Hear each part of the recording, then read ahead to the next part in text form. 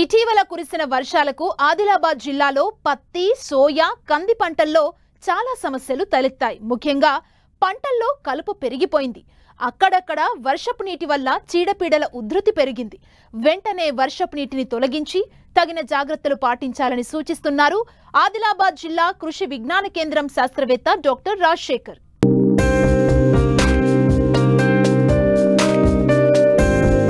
వ్యవసాయానిది వాతావరణానిది విడదీయరాని బంధం.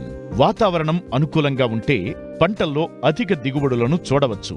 అదే వాతావరణం ప్రతికూలించిందా దిగుబడులు తగ్గవచ్చు లేదా అసలుకే దక్కకుండా పోవచ్చు.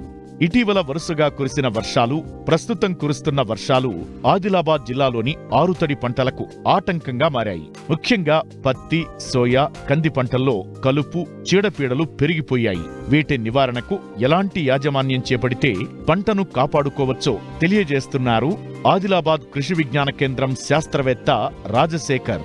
ప్రస్తుతము ఆదిలాబాద్ జిల్లాలో చూసుకున్నట్లయితే ప్రధాన పంటలు పత్తి, సోయాబీన్, కంది. మరి ప్రతి పంట చూసినట్లయితే ప్రస్తుతము 50 నుంచి 55 రోజుల దశలో ఉంది. అంటే ఇప్పుడే గూడ తయారయ్యే దశలో ఉంది. మరి గత 15 నుంచి 20 రోజులలో కంటిన్యూగా రోజు వర్షం కురవడం వల్ల ప్రతి ఎదుగుదల, అదేవిధంగా ముఖ్యంగా కలుపు సమస్య అనేది రైతులు ఎదుర్కొంటూ ఉన్నారు.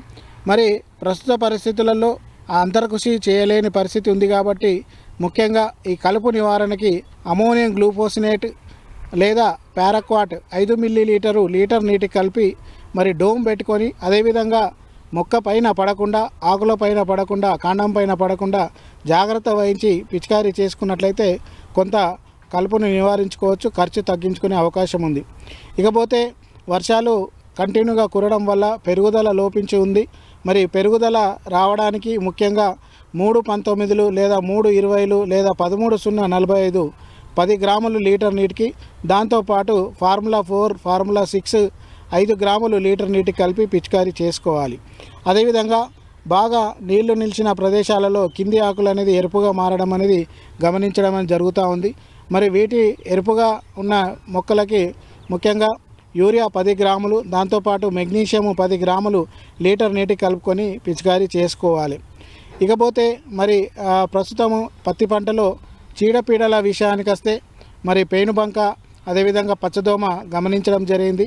ఈ రెండింటి నివారణకి ఎసిఫేట్ 1.5 గ్రాములు లేదా ఎస్టమిప్రిడ్ 0.2 గ్రాములు లేదా ఎసిఫేట్ ప్లస్ ఇమిడాక్లోపిడ్ కలిపిన మందుని 2 గ్రాములు లేదా థయోమిథాక్సమ్ 0.2 గ్రాములు లేదా ఎస్టమిప్రిడ్ ప్లస్ బైఫెంథ్రిన్ అనేది 0.5 గ్రాములు లీటర్ నీటికి కలుపుకొని పిచికారీ చేసుకుంటే ప్రస్తుత దశలో ఆశించిన పేనుబంక మరియు పచ్చదోమను నివారించుకోవచ్చు.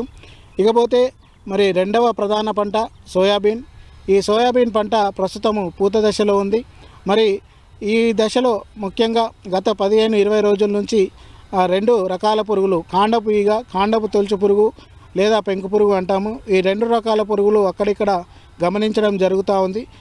వీటి నివారణకి ముఖ్యంగా ఈ కార్బోఫిరాన్ 3% లేదా 3G గుళికలు ఎకరానికి 8 నుంచి 10 కిలోల చొప్పున మొక్క కింది భాగంలో, అడుగు భాగంలో పడేటట్లు చూసుకోవాలి. అదేవిధంగా పిచికారీ మందులైనటువంటి థయోమిథాక్సమ్ లాంబ్డాసైలోత్రిన్ 0.4 మిల్లీలీటర్లు లేదా లాంబ్డాసైలోత్రిన్ క్లోరాంథనిప్రోల్ 0.4 మిల్లీలీటర్లు లేదా బీటా సైప్రుత్రిన్ ప్లస్ ఇమిడాక్లోపిడ్ 0.7 మిల్లీలీటర్లు లేదా ఐసోసైక్లోజోరం అనే మందుని 1.2 మిల్లీలీటర్లు. ఈ 4 మందులలో ఆల్టర్నేట్గా పిచికారీ చేసుకున్నట్లయితే ఈ యొక్క కాండపు తొలుచు పురుగు, కాండపు ఈగను నివారించుకోవచ్చు. ఇకపోతే అక్కడక్కడ సూక్ష్మ పోషకాల సమస్యలు సోయాబీన్లో కనబడతా ఉన్నాయి. కాబట్టి ఈ పురుగు మందులతో పాటు పల్సెస్ అక్యుస్ప్రే అనేది మార్కెట్లో దొరుకుతూ ఉంది. అది 10 గ్రాములు లీటర్ నీటికి కలుపుకొని పిచికారీ చేసుకుంటే ఈ సూక్ష్మ పోషకాలను కూడా నివారించుకోవచ్చు. ఇకపోతే మూడవ ప్రధాన పంట కంది. కంది అత్యధిక వర్షానికి అక్కడక్కడ ఎండు తెగులు అనేది వడలిపోవడం అనేది గమనించడం జరిగింది. సో వేర్ల దగ్గర తెల్లటి బూజు ఉన్నట్లయితే ముఖ్యంగా ఈ కాపర్ ఆక్సీ క్లోరైడ్ 3 గ్రాములు లీటర్ నీటికి కలుపుకొని మొక్క మొదట్లో పిచికారీ చేసుకోవాలి. సో ఈ విధంగా ప్రస్తుత పరిస్థితులలో ముఖ్యంగా ప్రత్తి మరియు సోయాబీన్, అదేవిధంగా కంది పంటల్లో తగు జాగ్రత్తలు చేపట్టినట్లయితే పంట మంచి ఏపుగా పెరిగే అవకాశం ఉంటుంది.